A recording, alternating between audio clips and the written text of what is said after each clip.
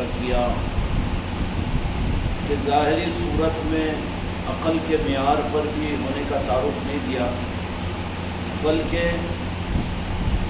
ظاہری اعتبار سے بالکل الگ رخ کا ایک تعارف کروایا حضرت اویس قرنی کا کہ جب لوگ روتے ہیں تو وہ ہنستے ہیں اور جب لوگ ہنستے ہیں تو وہ روتے ہیں۔ تو یہ تعارف کے اندر میں ایک رخ یہ کہ ظاہری طور پر وہ انسان اور سمجھدار اور عقلمند آدمیوں میں بھی ان کا شمار نہیں ہوتا، لیکن یہاں پر میرے آقا دو جہاں کے مالک نے اپنی امت کے اس ولی کی قبولیت کی صفت کو دو جہاں کے مالک نے اپنے ارشاد سے اپنی صحبت سے پیدا فرما کر روانہ فرمایا تھا۔ ورنہ عقیدے کو دور رکھ کر یہ سوچئے کہ جب عقیدے میں پہنچ بھی جاتے لیکن لوگوں نے یہ کہہ دیا جانے کے بعد میں کہ وہ تو جن کو تم مقرر سمجھ رہے ہو، جن کو عصمت والا سمجھ رہے ہو، حالانکہ ان کو تو ہم عام انسانوں کے لیول پہ بھی نہیں سمجھتے۔ لوگ روتے ہیں تو وہ ہنستے ہیں، لوگ ہنستے ہیں تو وہ روتا ہے، تو بظاہر ایک عقلمند اور ایک سیدھے سادھے انسان کے لیول پر بھی نہیں ہے، اور آپ ہیں کہ ان سے ملاقات کے لیے آ گئے۔ تو یہاں پر ظاہری صورت کے اندر میں انسانیت کے معیار کے اوپر اگر دیکھا جائے تو پھر وہ انسان بھی نہیں، تو پھر ایمان والے اور باکمال لوگ، پھر وہ باصفات لوگ، پھر ان سے ملاقات اور ان کی ملاقات کے لیے اتنے دور کا سفر اور اتنی عقیدتوں کا اظہار اور ان سے ان کی خدمت میں حاضر ہونے کی نیت کے ساتھ میں مدینہ منورہ سے مکے کا سفر، مکے سے یمن کا سفر اور قرن کا سفر، یہ سب کچھ کرنے کے بعد لوگوں نے یہ تعارف کیا، کیا تعارف کیا کہ لوگ روتے ہیں تو وہ ہنستے ہیں، وہ ہنستے ہیں تو لوگ روتے ہیں۔ کیا مطلب ہے کہ یہ تو انسان کے بحیثیت انسان کے بھی معیار کے نہیں ہیں۔ تو پھر اب بظاہری علم کے بنیاد پر، ظاہر کی صورت پر، اس لیے اولیاء اکرام کے نظام میں آدمی ظاہر اور ظاہری صورت پر اولیاء کے نظام سے مستفید نہیں ہو سکتا ہے، بلکہ یہاں پر باطن کی قبولیت ضروری ہے۔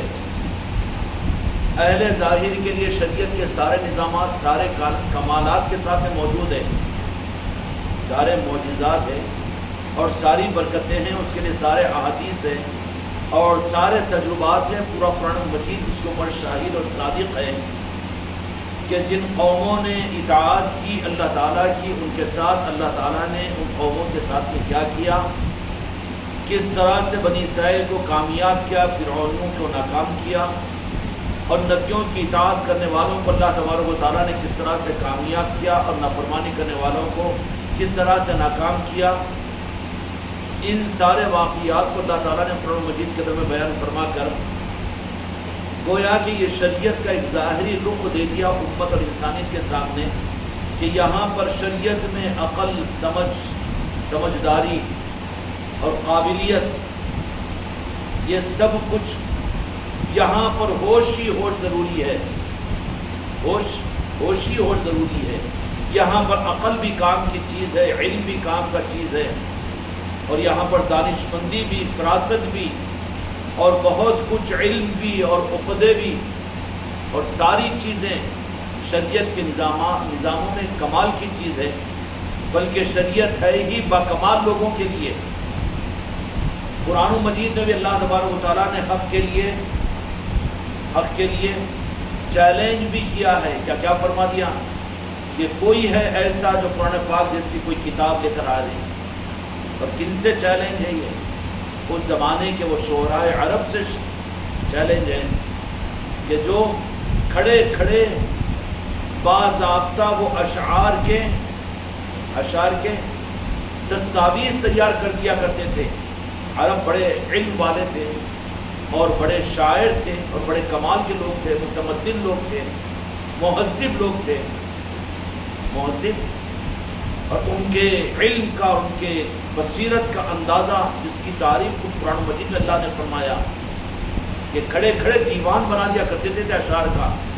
اب جیسے فلمتی اشعار کہنے والے کو، بنانے والے کو باکمال شاعر سمجھا جاتا ہے کہ صاحب یہ فلمتی اشعار بنا لیتے ہیں، لیکن عرب کے ان لوگوں کا عالم یہ تھا کہ صرف شعر نہیں بناتے تھے بلکہ دیوان قائم کر دیتے تھے، دیوان بنا دیتے تھے ایک ہی جگہ کھڑے کھڑے، اور ایسے اشعار کو جوڑ دیتے تھے۔ ان کا علم کا کمال کیا تھا ہوگا، متمدن قوم کی وہ عرب تھی، اور وہ جاہل نہیں تھے علم کے اعتبار سے، ظاہر کے اعتبار سے، اور بڑے فریض تھے، بڑے فہم رکھنے والے تھے، ٹھیک نہیں؟ اس لیے اس زمانے کے اندر میں فہم و فراست کے اعتبار سے، عقل اور عقدوں کے اعتبار سے، سمجھ اور صلاحیت کے اعتبار سے اللہ نے انہیں مکہ مکرمہ کے اندر پیدا کیا تھا کہ قوموں کو وہاں پر بھیجتا تھا اور وہ لوگ ان کی ضیافت کرتے۔ یہ اسلام کے ظاہر ہونے سے پہلے کی عرب قوموں کی خصوصیات تھی۔ قرآن مجید نے بھی ان کی اچھائیوں کو بیان کیا ہے، سمجھ میں آ رہی بات؟ تو صرف ایک دو شعر یا ایک آدھ نظم یا ایک آدھ نعت اور منقبت نہیں، بلکہ وہ تو اس قابل کے علم والے تھے، ان کی شاعری عربی کے اندر میں اس درجے میں کہ آج بھی ان عرب شاعروں کی شاعری اشعار کے اوپر تحقیق جاری ہے۔ آج کے عربی جاننے والے عرب بھی دنگ ہے اس کے اوپر۔ خیر اس طرف میں جانا مقصود نہیں، اس طرف میں جانا مقصود نہیں۔ یہ سارے کمالات ہے شریعت کے نظام میں، اور شریعت میں سمجھ چلے گی، یہ سارے کے سارے کمال کی چیزیں ہیں۔ یہاں جہالت نہیں چلے گی، جاہل ہوگا تو پیچھے کر دیا جائے گا، سمجھ گئے؟ بے وقوف ہوگا تو پیچھے کر دیا جائے گا شریعت کے نظاموں کے اندر میں۔ اس لیے جب امام بنانے کا وقت آئے گا تو مسئلہ شریعت کا بھی یہی ہوگا کہ تم میں جو قابل ہو، علم والا ہو، ظاہری صورت میں بھی اچھا ہو، اچھے حسب و نسب کا ہو، اچھے چہرے مورے کا ہو، اس کو اپنا امام بناؤ، ہے نا؟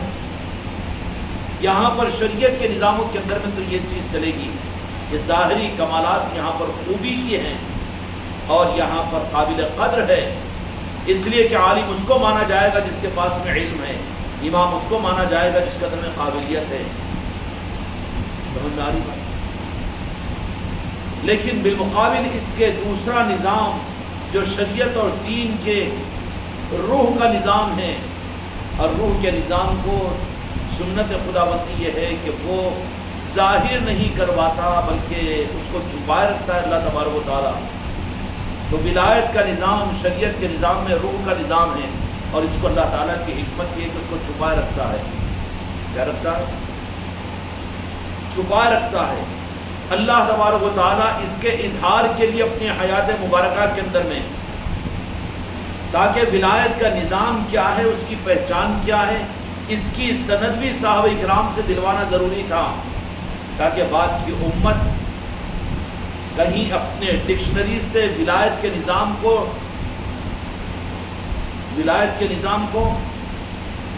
کیا کہنا چاہیے، ڈسچارج نہ کر دے، نکال کر بازو نہ رکھ دے کہ اس کی بات نہ کرو۔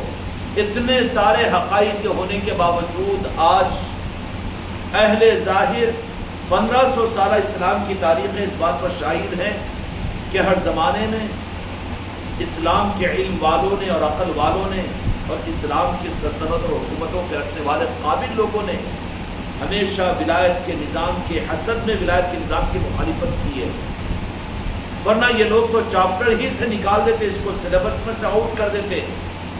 اس لیے میرے آقا نے دین اور شریعت کے نصاب میں داخل کرنے کے لیے بھی اور ان کی سچی پہچان کروانے کے لیے بھی سیدنا عمر فاروق رضی اللہ تعالیٰ عنہ کو اور مولا علی مشکل کشا علیہ السلام کو سند دینے کے لیے حضرت اویس قرنی رضی اللہ تعالیٰ عنہ کے پاس میں بھیجا۔ اچھا بھیجا تو یہ بھی ہو سکتا بھیجنے والے میرے مصطفیٰ اور حکم خدا سے بھیج رہے ہیں، تو راس ادراک کے ساتھ میں وہی حضرت عمر فاروق رضی اللہ تعالیٰ عنہ مسجد نبوی میں بیٹھے، تو مسجد نبوی کے بہت دور حضرت ساریہ کا ایک لشکر رضی اللہ تعالیٰ عنہ کا ایک لشکر برسر پیکار تھا، تو مسجد نبوی کے منبر سے جمعہ کے خطبے کے درمیان میں جو مسجد نبوی میں بیٹھ کر یہ کہے جو حدیث کی کتابوں میں موجود ہے، یا ساریہ الی الجبل، جو اتنے دور دیکھ سکتے ہیں کہ حضرت اویس قرنی کو اپنے مقصد کی تکمیل کے لیے مکے سے نکلتے ہی حضرت اویس قرنی کو اور قرن میں اویس قرنی کو نہیں دیکھ سکتے تھے، لیکن دکھانا مقصود نہیں تھا، بلکہ یہ سارے وہ راستے کے حالات ہیں جس سے میرے آقا دو جہاں کے مالک کا مقصود میرے مصطفیٰ شاید کیا پر یہی ہوگا کہ امت آگے الجھنے ان کی باقی نہ رہے. ورنہ کیا ہوتا ہے کہ عام طور پر اہل ظاہر اور علم والے اور شریعت والے طریقت کے نظاموں کو گری ہوئی نگاہوں سے نعوذ باللہ دیکھتے ہیں. یہ الا اللہ کا کیا نظام ہے, یہ خانقاہوں کا مسئلہ کیا ہے, اور یہ پیری مریدی کا نظام کیا ہے, وہ کسی زمانے میں تھا ہوگا لیکن اب کیا ہے, کیا ہوگا. اس طریقے سے یہ امکانات تھے, ان امکانات کو ختم کرنے کے لیے, ان ذاتوں کی پہچان کے لیے وہ راستے میں سارے حالات کو سامنے کیا. حضرت عمر رضی اللہ تعالیٰ عنہ کا آ کر قرن کے لوگوں سے پوچھنا اور قرن کے لوگوں کا ان کا یہ تعارف کروانا کہ آپ ان سے ملاقات کرنا چاہتے ہو. ہاں وہ تو ایسا ہے. تعارف کس انداز سے انہوں نے کرایا کہ لوگ روتے ہیں تو وہ ہنستا ہے, وہ ہنستے ہیں تو لوگ روتا ہے, لوگ روتے ہیں تو وہ ہنستے ہیں, اور لوگ ہنستے ہیں تو وہ روتے ہیں. یعنی مطلب کیا کہ معیار عقل پر بھی نہیں. اب میں بیٹھے خالی ہنسنا شروع کر دوں تو مریدین بھی کیا کہیں گے, ذرا اسکرو لوز ہو گیا شاید. اور ایک اچھا خوشی کا موقع ہے, آپ کے چلے چھٹی میں عداوت نے مجھے بلایا اور میں وہاں پر بھوں رونا شروع کر دوں. انہوں نے تو بولے گا کمرے میں ڈالو ذرا تھوڑا, کیونکہ بابا غصے میں گے ہے کہ نہیں. خوشی کے موقع پہ رونا کیا ہے, پلانا کیا ہے. اچھا تم ناراض ہو رہے تو شاہد پہ تو بولیں گے نا, بھائی ذرا ہمارے گھر میں بھان دھونے بھی, یہ کیا ہے, یہ صدمے کی چیز, خوشی کے موقع پر کیوں ڈسٹرب کر رہے ہیں. یہ الٹا تعارف ہو جائے گا نا, الٹا تعارف ہو جائے گا. اس لیے وہ رخ بھی بتا دیا, پہچان کروا دی کہ جہاں پر رات کو دن کہا جائے, دن کو رات کہا جائے, تو شک میں مت آؤ, اعتماد کرنے والے ہی اس حق تک پہنچ سکیں گے. کیوں کہ ولیوں کی پہچان مولویوں سے مت پوچھو, وہ خود نہیں پہچانتے تو پہچان کیا دیں گے, وہ تو راستہ کاٹ دیں گے. اپنے نہ پہچاننے کی کمی کو چھپانے کے لیے رخ کو پلٹا دیں گے, تم ادھر نہیں ادھر جاؤ. کیوں, وہ بھی دیکھو ولی کامل ہے, سنت اور شریعت والے ہیں, راستہ کاٹ دیں گے نا, راستہ کاٹ دیں گے. یہ خطرات تھے, اس کے لیے حضرت عمر رضی اللہ تعالیٰ عنہ کو. اچھا پھر ولایت کی لائن پر پہنچتے کون ہیں اولیاء کے پاس میں, جن کے قلوب کو پہلے تیار کیا گیا ہو. اس لیے حرص مت کرو کہ ہمارے باپ دادا بھی, ہمارا بیٹا بھی, ہمارے سسرال والے بھی, انہوں بھی اور انہوں بھی. ہاں دعا سب کے لیے کر سکتے ہیں, سب کے لیے دعا کر سکتے ہیں. ان بزرگوں کے آستانوں پہ جا کر اپنے ماتھے کو ٹیک کر رگڑ کر رو سکتے ہیں, پڑھا سکتے ہیں, یا غریب نواز, یا راجن شاہ ولی, یا صابر پاک, کہ مجھ سے, میری بیگم سے مجھے بہت محبت ہے, میرے سسرے سے بہت محبت ہے, مجھے میرے تایا سے بہت محبت ہے. نام لے کر ان کے پاس میں درخواست کرو, یہ تو سب کچھ روا ہے, یہ کر سکتے ہیں. مگر یہ کہ صرف ظاہری صورت میں ان کو اس راہ کے اندر میں تم قبول نہیں کروا سکتے, اس لیے کہ اس راہ کے اندر میں پہلے قبول ہوتے ہیں, بعد میں لائے جاتے ہیں. کیا ہوتا ہے, پہلے قبولیت پیدا کی جاتی ہے قلب میں, بعد میں وہ اس لائن میں لائے جاتے ہیں. اب تم یہ چاہیں کہ قبول کرانے کی وہ محنتوں کو تو چھوڑ دے اور خالی یہ سوچ لے کہ واٹس ایپ کی مجلس سے حضرت کی سنا کر یا بہت اچھے اپنے محفلوں کے ویڈیوز دنیا کو بتا کر ولایت کے نظام میں ہم لا لیں گے. نہیں لا سکتے ہیں. ایک پہچان قائم ہوتی ہے, رخ ملتا ہے, اور یہ سارے جو ظاہری نظام ہیں ہماری خانقاہ محمدی کے, چاہے پروگراموں کا یوٹیوب پر ڈالنا ہو, یا ان محفلوں کا یوٹیوب پر یا واٹس ایپوں پر ڈالنا ہو, یا مریدین کا میسیجز کا دینا ہو, یا پھر گلیوں گلیوں میں جا کر آپ کی محفلوں کا منانا ہو, یا اہتمام کا کروانا, یہ سب کچھ کس لیے, قبولیت کے لیے نہیں ہے, بلکہ قابل بنانے کے لیے ہے. کہ اس کی وجہ سے جو اولیاء کے نظاموں سے امت ایک لخت گمراہ کر دیا گیا ہے, ان امتیوں کو, یہ اس طرح کی ضرورتیں آج سے 50-60 سال پہلے امت کو نہیں تھی کہ اتنا خانقاہ محمدی کے جیسے آپ لوگ یوٹیوب پر گلی گلی جا کر جو مجلسیں کرتے ہیں اور جو محفلیں ہوتی ہے اور یہ سارے نظام چلاتے ہیں. 60-70 سال پہلے اس کی اتنی ضرورت نہیں تھی. کیوں کہ وہ زمانہ تھا کہ وہ اولیاء اکرام کی عظمت اور محبتوں کے دلوں کے اندر میں موجود تھی، بغض اور عداوت نہیں تھی اولیاء کے نظاموں سے. لیکن یہ 70-80 سال 100 سال کے زمانے کے اندر میں بدعقیدوں نے اتنی محنت کی یہودیوں کے اشاروں پر کہ امت کو آل علی اور اولاد علی کے نظاموں سے بالکل کاٹنے کے لیے شرک اور بدعت کا بھونڈا الزام لگا کر امت کے دلوں سے اولیاء کی محبت کو نکال دیا کہ نہیں نکالا؟ اتنا نکالا کہ اگر پکا مرید بھی اگر جا کر بدعقیدوں میں اگر رہ جائے 2-4 دن سسرال میں تو ہو سکتا ہے کہ وہاں کے گھی کے پراٹھے اور صبح کا قیمہ اس پر بھی اثر کرے اور آنے کے بعد میں 2 دن بھی خانقاہ کو نہ آئے یا پھر پیر سے بات نہ کرے. اثرات تو اتنے بھی پڑ جائیں گے اس کے اوپر بھی. ہوگا کہ نہیں ہوگا؟ جن پر اثرات نہیں پڑ رہے وہ کون؟ ان کی پہچان یہ ہوگی کہ سگے ماں باپ کے گود میں بھی ہوگا تو وہاں پر بھی جب بھی موقع ملے گا آل علی اور اولاد علی کی بات کرے گا، نظام کی بات کرے گا، نظاموں کو قابو میں لائے گا. وہ یہ نہیں ہوگا کہ ہم شادی میں آئے یہاں پر اگر بات کرو تو پھر ان کے مزے میں کرکرا پن کیوں ہو جائے گا، بلکہ کہے گا کہ ہمارے وجود کے ساتھ جیسے ہمارے جسم سے روح کو الگ نہیں کیا جا سکتا، ویسے ہی سچے مرید کی پہچان تو اور سچے خلیفہ اور مریدہ کی پہچان تو میری یہی ہے کہ جیسے روح کو تمہارے جسم سے الگ نہیں کیا جا سکتا، تم چاہے اپنوں میں ہو کہ پرایوں میں ہو اور چاہے میکے میں ہو کہ سسرال میں ہو، لیکن اپنی پہچان کو اپنے وجود کو اگر نظام سے الگ کر رہے ہیں، تمہاری زبانوں پر تالے پڑ رہے ہیں اور تم وہاں پر گمسم ہو رہے ہیں تو سمجھ لینا کہ تم سچے مرید نہیں ہیں، سچے خلیفہ نہیں ہیں، سچے مریدان نہیں ہیں. سمجھ میں آ رہی بات؟ یہ اس بات کی پہچان ہوگی. جو سچا ہوگا اس کی پہچان کیا ہوگی؟ وہ زمانے کے ساتھ میں نہیں چلے گا، زمانے کو اپنے ساتھ میں لے کر چلے گا. زمانے کو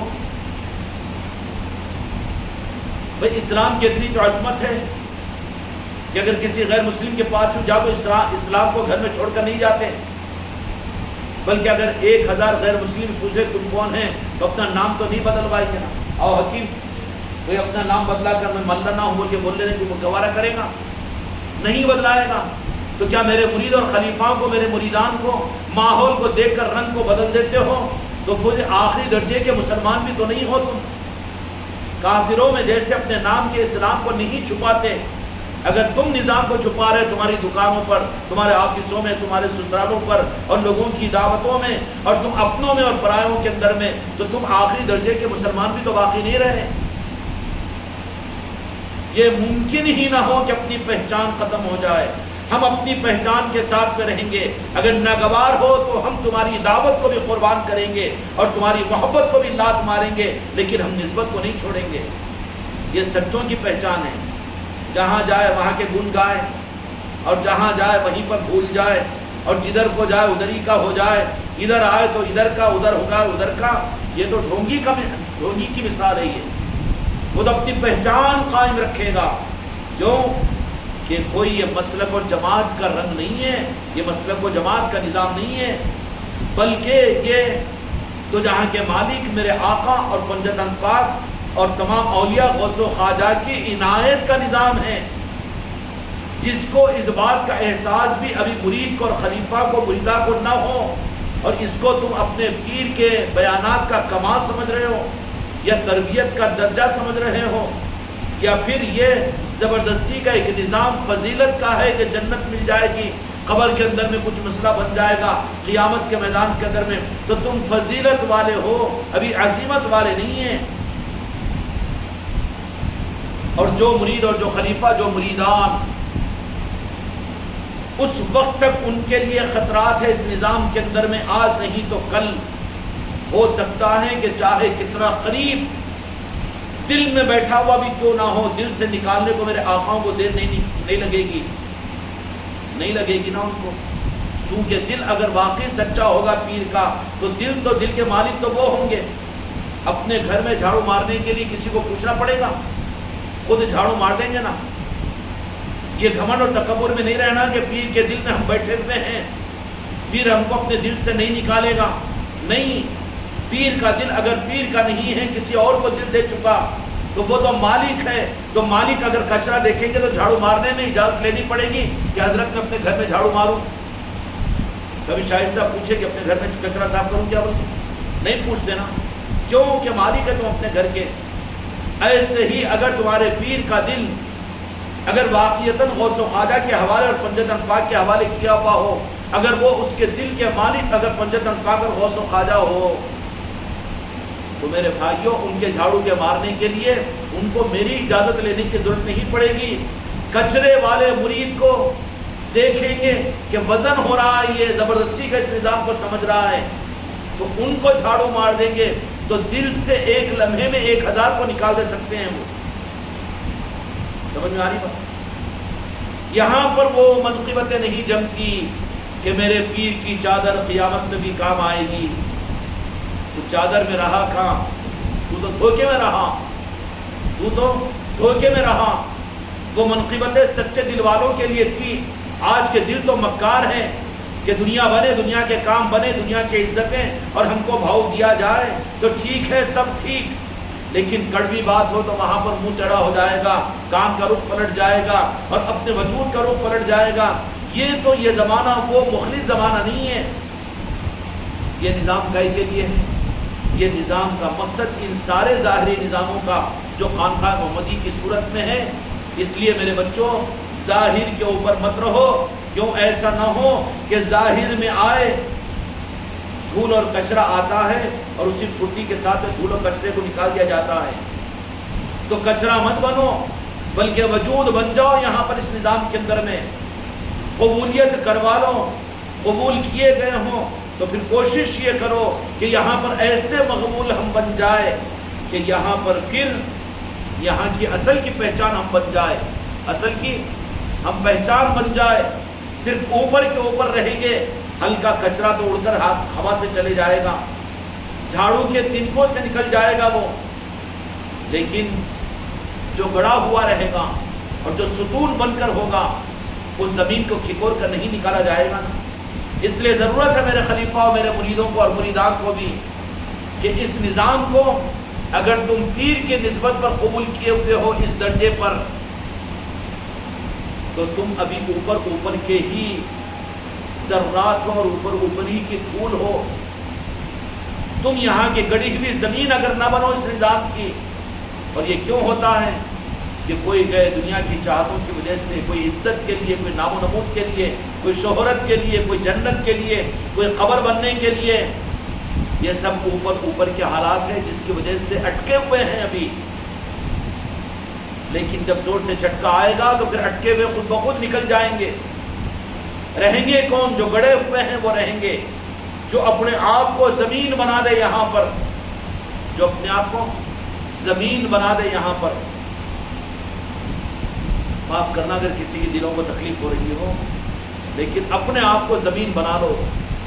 اور زمین بننے کے لیے بہت آسان ہوگا کہ تم یہ ظاہری نظام کو، ظاہری نظام کی رونقوں کو دیکھ کر متاثر ہو کر اسی کے اوپر خوش رہ کر اس نظام کو اتنا ہی اگر سمجھ رہے ہو اور سارے پیر کی وجہ سے ان ساری چیزوں کو سمجھ کر بس اتنا ہی ہے نا، پیر کہتے ہیں ہم پورا کر لیتے ہیں، بہت قابل قدر ہے، آ گئے ہیں، وہ انٹر تو ہو چکے ہو، لیکن اب یہاں پر یہاں کی زمین کا حصہ بن جاؤ، یہاں کی پہچان بن جاؤ۔ اوپر کا اوپر مت رہو، راستے کے پتھر اور راستے کی مٹی کا ڈھیلا مت رہو۔ کیوں کہ کھٹکے گا کہ اوپر کا اگر اوپر ہے تو پھر اس کو بازو کر دیا جائے گا بڑی احتیاط کے ساتھ میں کہ لوگوں کو، یہاں پر چلنے والوں کو ٹھوکر نہ لگے، ٹھوکر نہ لگے۔ اس لیے میرے بچوں یہاں پر ہم اس زمین کا حصہ بنے ہوئے اس کی پہچان کیا کہ یہاں کے نظاموں کے معاملات میں اگر صرف تمہاری نظروں میں پیر کی تعلیمات اور پیر کا وجود اور پیر کا نظام سمجھ کر چل رہے ہو تو ابھی ابھرے ہوئے پتھر ہو، مٹی کے ڈھیلے ہو سکتا ہے کہ کبھی بھی یہاں سے ہٹا دیے جاؤ گے۔ پھر کیا سمجھو اس نظام کو تو جہاں کے مالک میرے آقا اور پنجتن پاک اور غوث و خواجہ کا انعام سمجھو۔ کیا سمجھو؟ ذرا مشکل ہے نا، ذرا مشکل ہے نا۔ بات تو یہاں تک قبول کرنا مشکل تھا، اب تو بات کو اور اپنے خانقاہ محمدی کے نظام کو تو وہاں تک پہنچا دے رہے ہیں۔ پہنچانے کی ضرورت ہمت نہیں کر سکتا، لیکن ایک رخ بتا رہا ہوں کہ یہ انعام ہے جس کو ملتا ہے خانقاہ محمدی کی نسبت اور یہاں کا نظام، وہ ان کا انعام ہے، ان کی نوازش ہے، ان کی نوازش ان کا انعام ہے۔ جب ان کی طرف سے ملا ہوا اگر تمہاری نظروں کے درمیان یہاں کے نظام پر تمہاری نظریں راز پنجتن پاک اور غوث و خواجہ کی طرف میں جائے گی تو تمہیں سنبھلنا آسان ہوگا کہ نہیں ہوگا؟ سنبھلنا آسان ہو جائے گا؟ جان جائے گی لیکن پہچان نہیں جائے گی۔ اپنے وجود سے اپنے نظام کو الگ کرنا تم سوچ بھی نہیں سکو گے۔ مر بھی رہے ہوں گے تو تمنا یہی ہوگی کہ نظام کی نسبت مجھ سے جدا نہ ہو۔ کیوں؟ کہ تم نے اس نظام کو انعام سمجھا ہے۔ کیا سمجھا ہے؟ انعام سمجھا ہے۔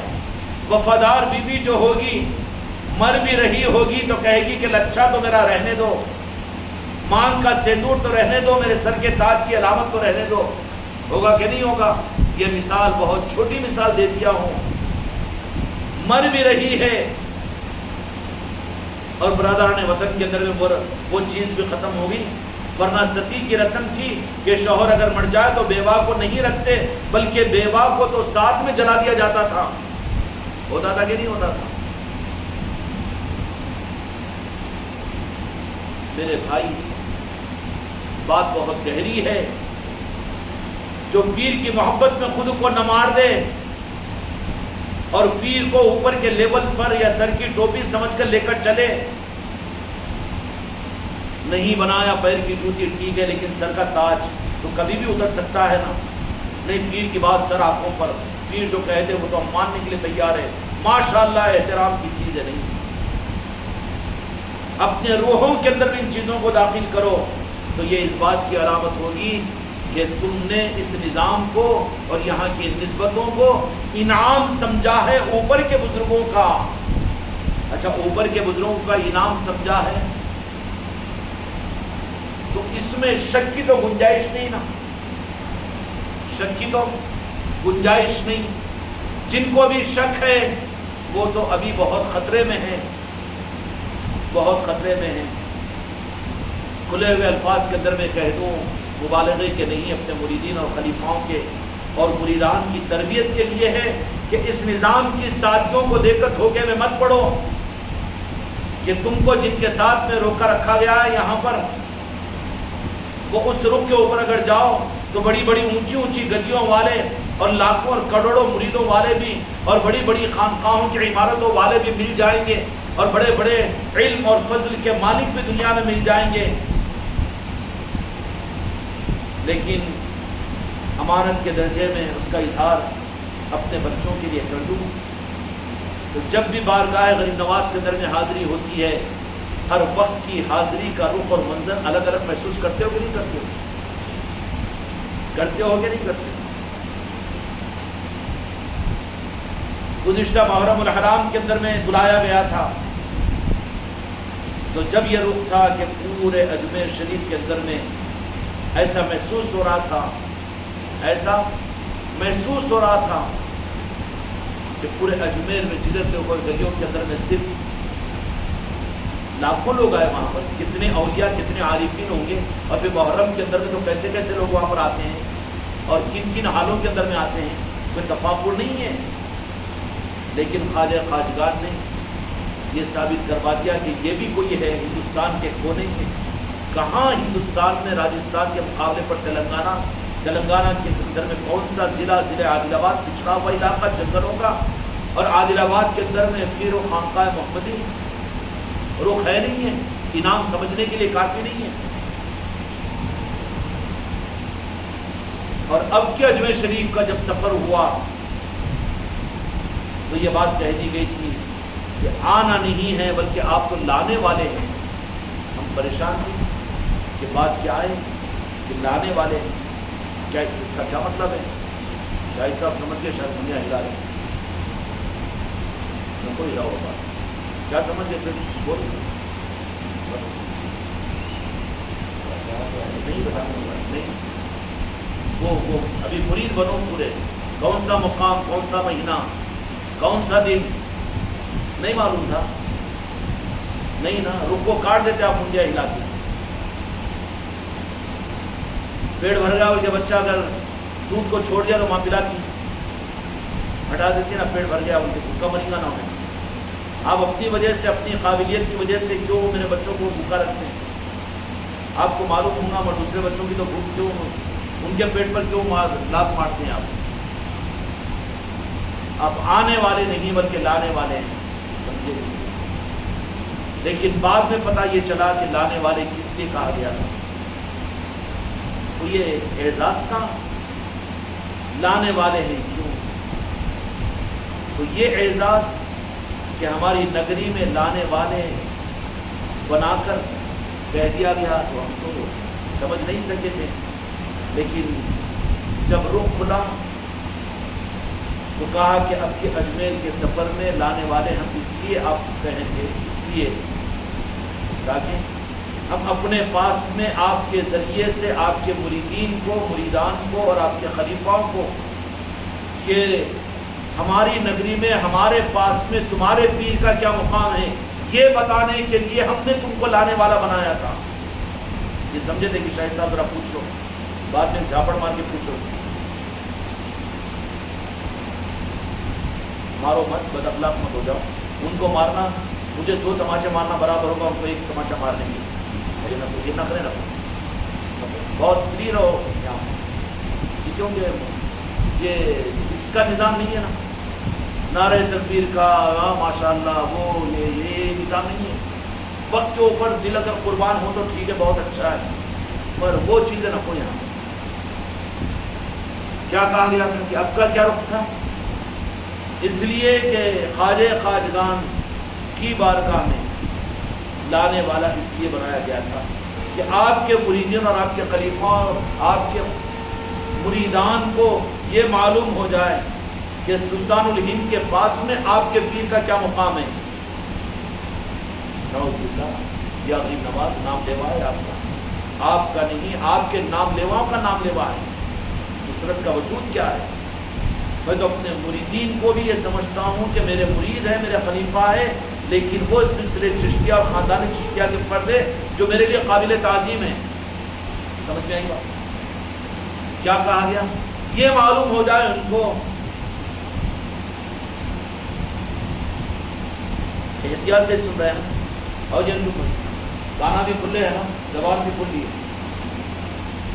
کیوں کہ آپ کے خلفاء کو اور آپ کے مرید اور مریدان کو یہ معلوم ہو جائے کہ جن کا نام لیتا ہوا وہ سانسیں لیتا ہے تمہارا پیر، وہ خواجہ جی کے پاس میں کتنا چاہتا ہے اور کتنا چاہتے ہیں، اس کے اظہار کے لیے۔ اب اس کا اظہار اب کے سفر میں کیسے ہوا یہ بتاؤ؟ عقل تو ہوگی نا، دنیا کے بہت صلاحیت والے ہیں، تم لوگ پڑھے لکھے جاہل تو نہیں ہو، ہوا نہیں ہوا اس کا اظہار؟ رکھا گیا تو کہاں رکھا گیا، ٹھہرایا گیا تو کہاں ٹھہرایا گیا، اور کہاں پر کس طرح سے، اور یہ سب کچھ کیوں ہوا؟ رخ یہی بتایا گیا کہ وہ جن کا نام لے کر وہ سانسیں لیتا ہے وہ بھی کتنا چاہتے ہیں۔ کیا رخ دے؟ پہلے یہ رخ کو بتایا گیا کہ اجمیر میں خانقاہ محمدی کا قافلہ آتا ہے تو پوری گلیوں میں نظر آئے گا، محرم الحرام میں برا کر یہ غریب نواز نے یہ اعزاز دے دیا تھا خانقاہ محمدی والوں کو۔ اب بہت سے لوگوں کو تو یہ ہضم بھی نہیں ہوگی یہ چیز، کیوں کہ بہت سی نظریں بھی لگ رہی ہیں نظاموں کو، بچاؤ نظروں سے زیادہ ایکسپورٹنگ۔ ہم جو کہتے ہیں وہ تم لوگوں کے لیے کہتے ہیں، جس کو لوگوں کے سامنے زیادہ ظاہر مت کرو، کیوں زیادہ خوبصورت بچہ ہے تو ہر جگہ نہیں لے کے نکلتے نا اس کو، تب اس کو نظر لگ جاتی ہے۔ نظام ہے امانت کے درجے میں، چھپا کر رکھو اس کو، ان چیزوں کو دوسروں کے سامنے، دوسروں کے سامنے ان نظاموں کی ان حقیقتوں کو ظاہر مت کیا کرو، کیونکہ حسد میں آ کر کچھ کا کچھ کہنا شروع کریں گے، تم پھر مسائل میں مبتلا ہو جاؤ گے۔ سمجھ میں آئی؟ اور اب کے جو بلایا گیا تو وہ کس رخ کے ساتھ میں کہ جن کا نظام کہہ کر تم لے کر چلتے ہو، تم اپنے پیر کا نظام مت سمجھو، بلکہ وہ نظام تو ہماری طرف سے دیا ہوا ہے، اور ہمارے پاس میں تم جس کو اپنا پیر مانتے ہو ان سے کتنی محبت، ہم کیا محبت کر سکیں گے غریب نواز سے؟ ہم کیا نا لفظ غریب نواز کے قائم کا حق ادا ہم سے نہیں ہو سکتا، لیکن یہ بتانے کے لیے کہ غریب نواز بھی کتنی محبت کرتے ہیں تمہارے پیر کے ساتھ میں، اس کا اظہار ہوا کہ نہیں ہوا؟ فروٹ والوں کے پاس میں جا رہے تو کہ تم کیوں آ رہے، خالی ہم کو بول تو ہم لا کے پہنچا دیں گے، بولے کہ نہیں بولے تم لوگ؟ اور وہاں گئے تو وہ لوگ بھی، اور وہاں کہ وہ چیز نہیں ممکن نہیں ہے، بالکل وقت کے اوپر آ جائے گی۔ وہاں کے خدام، وہاں کے سید زادگان کا معاملہ ہوا نہیں ہوا۔ پھر چھٹی شریف کے اندر میں وہاں پہنچے تو وہاں پر لنگر خانے کے اندر پورے لنگر خانے کو خالی کروا کر خانقاہ محمدی والوں کو ہوا نہیں ہوا، یہ اظہار ہوا نہیں ہوا۔ تہذیب سے نعمت میں مجھے کفر کا بھی ڈر نہیں، شرک کا بھی ڈر نہیں، لیکن یہ ہے کہ ماں، سگی ماں وہی ہے جو خطرات میں اپنی اولاد کو بچانے کے لیے خود کو آگ میں ڈال دیتی ہے، سگی ماں کی پہچان ہے۔ اس لیے ہمارا معاملہ تو چھوڑ دو، ہم کو متکبر بول لو، فرعون بول لو، فرق نہیں پڑتا، سمجھ لو، لیکن ہمارا مقصود بچانا ہے تم کو۔ اگر جانے کے بعد میں بھی ایک اشارہ یہی فرمایا کہ ہم تو اس سفر میں یہی بتانا چاہ رہے تھے کہ ہم کتنا چاہتے ہیں تمہارے پیر کو، خانقاہ محمدی والوں کو، یہ بتانا چاہ رہے تھے۔ اب اس کو سامنے رکھ کر سوچو، نہیں گیا ہوگا دماغ، جن کا گیا ہے ہم کو مبارکباد دیتے ہیں، جو ناقضی کرے ہو سکتا ہے شاہد صاحب کا چلے گیا ہوگا، لیکن ہم کو نہیں بولے، انہوں گیا تھا دماغ آپ کا یہ رخ پر، تو خاون بڑھ گئے، یہ اقرار بھی نہیں کرتے، اقرار بھی نہیں، انکار بھی نہیں، ہاں گیا تھا بول کے بولو نا۔ یہ بتانے کے لیے کہ ہم تمہارے پیر سے کتنی محبت کرتے ہیں، اس کا اظہار ہر اوپر ہوا کہ نہیں ہوا؟ اور وہاں کے خدام، وہاں کے سیاستدان نے خود اس کا اظہار کیا، اور انہوں نے کہا نہیں بلکہ تم لوگوں نے یوٹیوب پر بھی تو ڈال دیا۔ یہ کون سا رخ تھا؟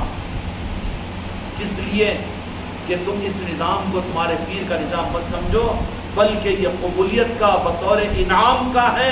اگر تم اس نظام کی ناقدری کرو تو کہیں مجرم نہ ہو جاؤ، میرے آقاؤں کے نظام کے ناقدری کا اور ان کے انعام کے ناقدروں میں کہیں شمار نہ ہو جائے۔ اس لیے ضرورت ہے ملیا میٹ ہو کر اس خانقاہ محمدی کے نظام کی مٹی بن جاؤ، یہاں اپنے وجود کو ملا دو، یہاں اپنا چبوترا الگ مت بناؤ، یہاں زمین پر ابھرے ہوئے اینٹ و پتھر بن کر مت رہو۔ ہماری بھی کوئی قابلیت، ہم بھی لکھپتی، ہم بھی کروڑ پتی، اور ہمارا بھی ایک اسٹارٹر، ہمارا بھی ایک مزاج، ہمارا بھی ایک علم اور ہماری بھی ایک صلاحیت نہیں، مٹی بن جاؤ یہاں پر۔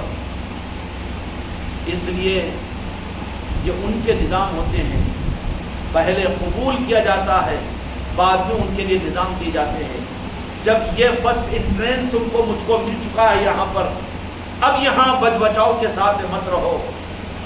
جسم اور روح کے جیسے جوڑ کا نظام ہے تو وجود ہے، ایسے ہی اس نظام کو ذرا بازو کی چیز مت سمجھو، یہ اپنے جیب کے اندر کنگے کی چیز مت بناؤ، آنکھوں کے چشمے کی، یا جیب کے اندر سیل کی مثال، کہ کام پڑے گا تو سیل، اور کام پڑے گا تو کنگا، اور کام پڑے گا تو سر کی ٹوپی نہیں، بلکہ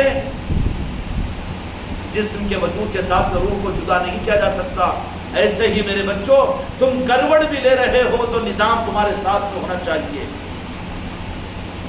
سمجھ میں آ رہی ہے؟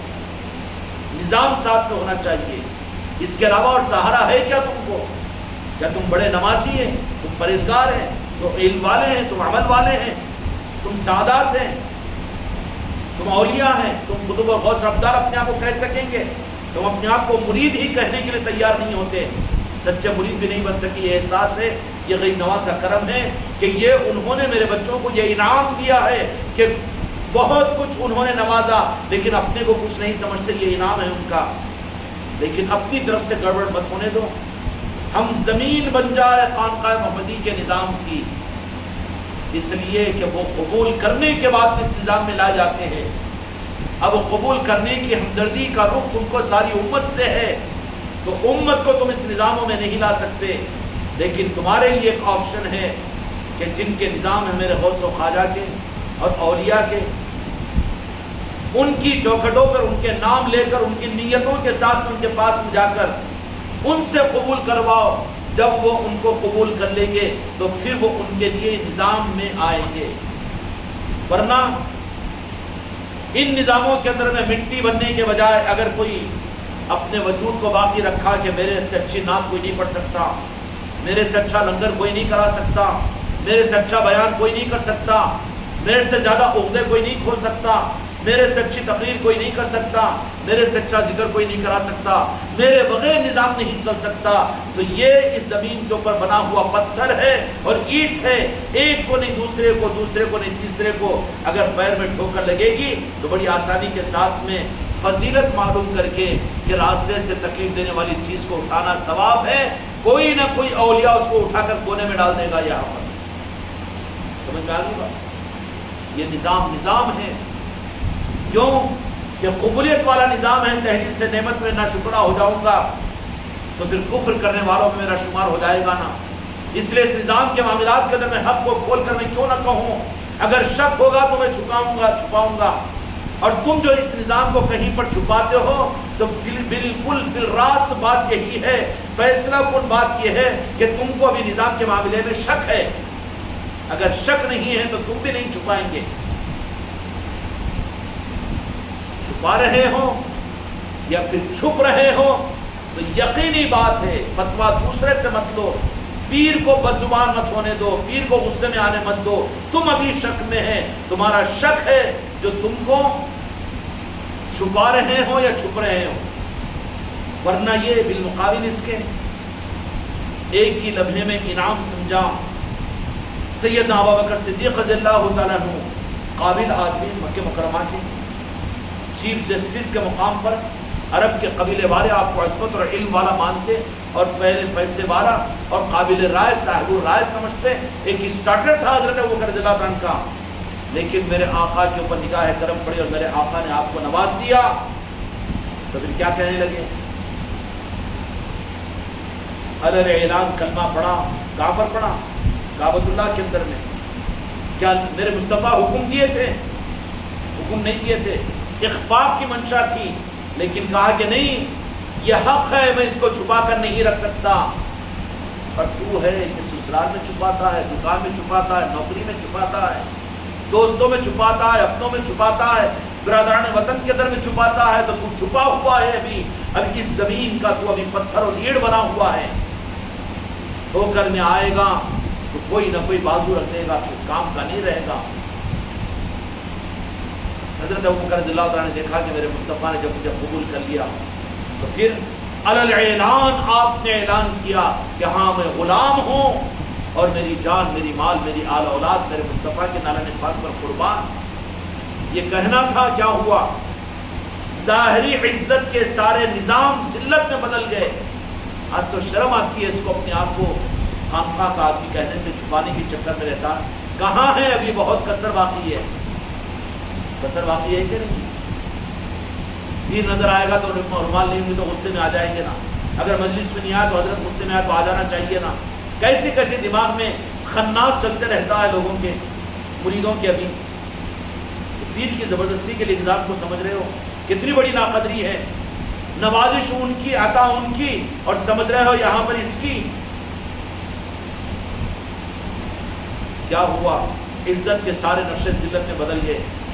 وہی جو عزت کرنے والے اور جو سب سے اونچا آدمی اپنا کہنے والے، سر پر بٹھانے والے، اسی کعبۃ اللہ کے اندر میں اتنی پٹائی کی کہ اگر سر کے بالوں کو پکڑا جاتا تو بال ہاتھ میں آ جاتے۔ کسی ابوبکر رضی اللہ عنہ کے ابھی اسلام کو، ایمان کو، میرے مصطفیٰ کے اعلان کو ابھی چند گھنٹے نہیں، چند منٹ نہیں ہوئے، مرید ہو کر کتنے سال ہو گئے؟ کیا بدلاؤ آیا ہمارے اندر میں؟ ہم نے حق کا نظام کہاں سمجھا اس کو؟ ابھی شک میں ہے، اس کے لیے ایک کمی ہے اور یہ کسر ہے، ورنہ زندگی بدل جاتی ہے۔ نکاح ہونے والی وہ بچی، نئی نویلی دلہن اپنے رخ کو بدل دیتی ہے نکاح ہوتے ہی، اور تبدیلی آ جاتی ہے اس کے زندگی کے اندر میں، اور ایک لمحہ اپنے گھر کو چھوڑ کر اپنے شوہر کے گھر کو چلی جاتی ہے، بحث نہیں کرتی، ابھی مزاج بدلنے کو تیار نہیں ہے۔ تو کہاں ہے قبولیت کے مقام پر؟ میرے بچوں اگر اس نظام کو تم یہ ظاہری نظام وہی کو اگر کچھ سمجھ لو تو پھر اس نظام کے اندر بھی تم اور ہم اینٹ اور پتھر مٹی کے تودے بن کر رہیں گے، اور خطرہ ہے اندر، لیکن کسی کی ٹھوکر میں آئیں گے اور کسی کو محسوس ہو جائے گا تو اٹھا کر بازو رکھ دیں گے فضیلت ہے سمجھ کر کہ اس نظام میں ایسے کم شک والے لوگ کیوں ہیں، مسئلہ بن جائے گا۔ کیا بن جائے گا؟ اس لیے کہ نوازشوں والا نظام ہے۔ جب بھی اس نظام کو سوچو تو سید نصرت علی قادری چشتی صابری نہیں یا خانقاہ محمدیہ اجمیری نصرتی، یہ تو رخ صحیح ہے، لیکن نوازش سمجھو پنجتن پاک کی میرے غوث و خواجہ کی، تو تم سمجھ جاؤ گے، نہ قدری سے بچ جاؤ گے۔ لیکن یہیں پر رکے ہوئے رہے تو پھر کم ظرفی کم سمجھگی کی وجہ سے، نہ قدری کی وجہ سے کہیں محروم نہ ہو جاؤ۔ سمجھ میں آئی میرے بچوں؟ یہ نوازشوں کا نظام ہے۔ اللہ تعالیٰ ہم کو رات کو نوازشوں کے نظام کے صحیح سمجھنے کی توفیق عطا فرمائے۔ جو سمجھ جائے گا وہ سمجھ جائے گا، جو سمجھ جائے گا وہ سنبھال لیا جائے گا، جو سنبھل جائے گا وہ سنبھال لیا جائے گا، اور جو سنبھلنے کی کوشش نہیں کرے گا اپنے ہی مزاج سے چلے گا اور اپنی ہی طبیعت سے چلے گا اور اپنے ہی مزاج کے ساتھ میں چلے گا، اور یہاں کے نظام کو بعض بچے رہتے ان کو کھلاؤ تو نگلتے نہیں، منہ میں رکھتے ہو، رکھتے نا۔ ہم بھی نظام کو اگر منہ میں ہی رکھیں تو منہ میں کتنا رہے گا؟ عامر کی بھتیجی ہے نا، کرتی نا وہ زینب، کھلاؤ تو کھا تو لیتی ہو، ناراض نہیں کرتی کھلانے والوں کو، بٹ 2 کلوں میں بھر کے رکھتی، بعد میں پھر بول کے تھوک دیتی۔ نواسی ہے، تجربہ اپنے گھر کے ہی بتاؤ نا، تم لوگ سمجھنے کے لیے آسانی ہوگی۔ کہاں بڑے بڑے عہدے کھولوں میں، مجھے کہاں آ گئے، وہ تو شاہد صاحب ہوں گے جو بڑے بڑے بزرگوں کے اقوال نقل کریں گے۔ میرے بچوں کو تو ان بچوں کے حساب سے سمجھاتا ہوں میں، پھر بول کے پھونک دیتی۔ اگر یہیں پر جمع ہیں اس درجے میں، تمہارے بستروں کی کروٹوں پر نظام نہیں ہے، اگر تمہارے بشارتوں میں، تمہارے خوابوں میں، تمہاری سوچوں میں، تمہارے دماغوں میں اگر نظام اور پیر کی نسبتیں اور یہ نوازشوں کا نظام نہیں ہے تو پھر کیا مطلب ہے؟ خطرے میں ہیں، ابھی خطرے میں ہیں۔ وجود میں آ جائے، خون میں آ جائے، روحوں میں آ جائے، کیا آ جائے کہ اپنے تخلیہ خانے میں بھی ہو، تنہائی میں اپنے بیوی کے ساتھ میں بھی ہو، تو تیسرا تم نظام اور نسبت کو اپنے ساتھ میں سمجھنا۔ بیت الخلاء میں بھی ہو تو ناپاکی کی بات نہیں، اس لیے کہ وجود ساتھ جائے گا تمہارے، تو بھی سر کی جاتی ہے کہ نہیں جاتی ہے، تو وہاں بھی تم سے الگ نہیں ہونا، اور مر بھی رہے ہو تو وہاں پر جینا بھی ہے تو نظام کے لیے، مرنا بھی ہے تو نظام کے لیے، سانسیں بھی ہے، وجود میں بھی ہے۔ میں چاہتا ہوں کہ میرا ہر مرید اس نظام کو اور اس نوازش کو اپنے روح کے اندر میں، اپنے خون میں، اپنے وجود میں سمائے۔ مجھے تمہارے پیسوں سے کیا مطلب ہے، تمہارے گھروں سے کیا مطلب ہے، تمہارے پیسے، تمہارا کروڑ پتی، تمہارا لاکھ پتی، ارب پتی بننا تمہارے پیروں میں، مجھے کیا مطلب ہے اس سے؟ مجھے تو میں چاہتا ہوں کہ نظام، جس نظام کو دینے کے لیے خواجہ خواجگان نے مجھے بٹھایا ہے تمہارے درمیان میں، میں اگر اس میں خیانت کروں اور میں ڈر کر لوگوں کی اگر اس نظام کی حقیقت کو چھپاؤں تو پھر میں چھپانے والوں کا مجرم بن جاؤں گا نا۔ اگر اس رخ کے اعتبار سے بھی اور کیا کریں گے میرے بچوں؟ اور ایک آخری بات عرض کر دوں، 800 سالہ تاریخ میں سلطان الہند خواجہ خواجگان غوث الاعظم کے طریقت کے نظاموں میں نظام کو اتنا کھول کر امت کے سامنے نہیں لایا گیا جتنا نظام کو اس خانقاہ محمدی کے ذریعے سے کھولا گیا، انعام کے درجے میں عطا کیا گیا، اور بڑے بڑے اولیاء باکمال پیدا ہوئے، اور بڑے بڑے سلسلے دنیا کے اندر میں خدا کی قسم آج بھی چل رہے ہیں۔ ہم یہ دعویٰ بالکل نہیں سکتے خدا قسم، ان سارے سلسلوں کو ہم اپنے سر آنکھوں پر بے شک و قابل قدر ہے۔ جو بھی خواجہ خواجگان کا نام سرزمین ہندوستان نہیں، سرزمین دنیا میں بھی لیتا ہے، تو ہم اس خواجہ خواجگان کے نام لینے کی وجہ سے اس کی محبت ہمارے دل میں ہے، چاہے غیر مسلم کیوں نہ لے رہا ہو۔ لیکن جتنا کھول کر نظام خانقاہ محمدی والوں کو دیا گیا، جتنا کھول کر بتایا گیا، اور جتنا अज़हर मिन शम्स की तरह से इतनी नवाजिशों के होने के बावजूद भी अगर इस निज़ाम के मामलात में अपने मिजाज, अपनी तबीयत के हिसाब से और अपने ही अंदाज से अगर हम खुद महरूम रहे तो बड़ी महरूमी की बात होगी। इसलिए मेरे बच्चों, इस निज़ाम के लिए अपने आप को मिट्टी पलीद बना दो, ईंट और पत्थर बनकर नहीं कि हमको भी कोई मुकाम, हमारा भी कोई वजूद, हमारा भी कोई एहसास, हम भी मुरीद, हम भी पुराने मुरीद, हम भी नए मुरीद, हम भी खलीफा, हम भी मुरीदा, हम भी बयान करने वाले, हम भी नात पढ़ने वाले, हम भी लंगर कराने वाले, हम भी खाने वाले, हम भी खिलाने वाले। ये सब ऊपर के ऊपर की चीज़ें हैं। ये चीज़ों से इस निज़ाम के असल का ताल्लुक़ नहीं है। असल का ताल्लुक़ तो इनाम की सूरत में मेरे गौस ख्वाजा की नवाजिश है, जो तुमको और मुझ जैसों को ये निज़ाम अता किया है।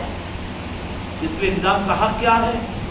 निज़ाम का हक़ ये है कि यहाँ के इस निज़ाम के मिट्टी के ज़र्रे अपने आप को बना दे। मिट्टी के ज़र्रों का अपना वजूद कुछ नहीं, पूरे ज़र्रे मिलकर मिट्टी और ज़मीन रहेगी। हम ज़मीन बन जाए खानकाह मोहम्मदी की। क्या बन जाए? ज़मीन बन जाए। पत्थर और ईंट बनने की कोशिश न करे, मिट्टी का ढेला बनने की कोशिश न करे। क्यों? नहीं निभाया जाएगा, बाजू कर दिया जाएगा, ठोकर मार दी जाएगी और फिर बाजू रह जाएगा। वो बाजू रह जाएगा। यहाँ जो मिट्टी बनकर है, जो अपने आप को यहाँ पर मिट्टी बना दे, ज़र्रात बना दे, मिट्टी बनेगी तो मिट्टी पलीद नहीं की जाएगी, बल्कि मिट्टी ही का वजूद मिट्टी बनेगी और ज़मीन बनेगी। अल्लाह ताला हमको और आपको, हम मर कर भी इस खानकाह मोहम्मदी की मिट्टी बने रहे, हमारी कब्रें भी खानकाह मोहम्मदी की पहचान का ज़रिया बन जाए और एक निज़ाम की पहचान दुनिया में बन जाए। ऐसे जज्बात, ऐसी दुआएं होनी चाहिए। दुआओं के अंदर में भी हमारा रूह बहुत कच्चा है। निज़ाम जब इतना खुलकर तुमको हमको दे दिया गया तो फिर चाहत किसी और बात की क्या होना चाहिए?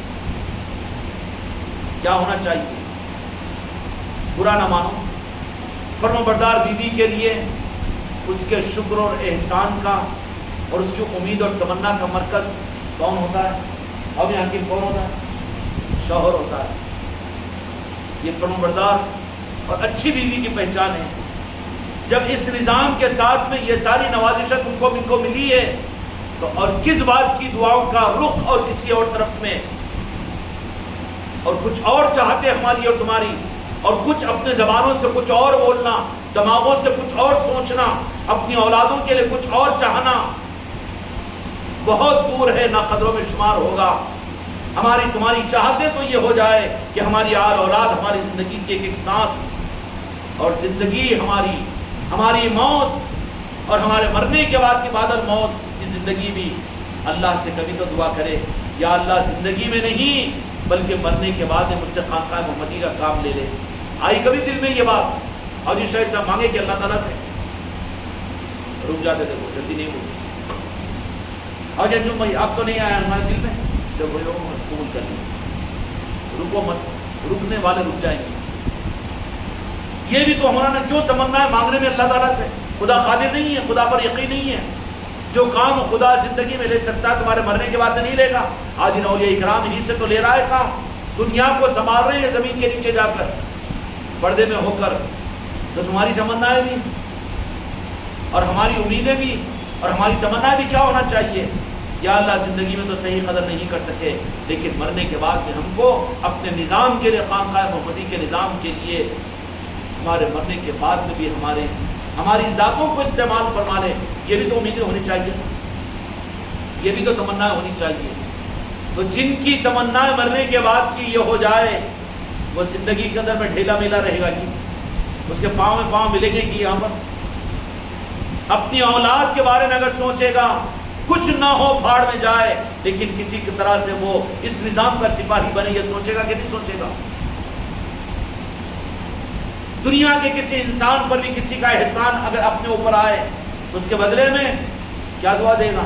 तेरी जान में, ईमान में, आमाल में, घर में, दार में, दुकानों में बरकत। ये बोलेगा अल्लाह तुझे इस खानकाह मोहम्मदी के निज़ाम के लिए कबूल कर, ये बोलेगा।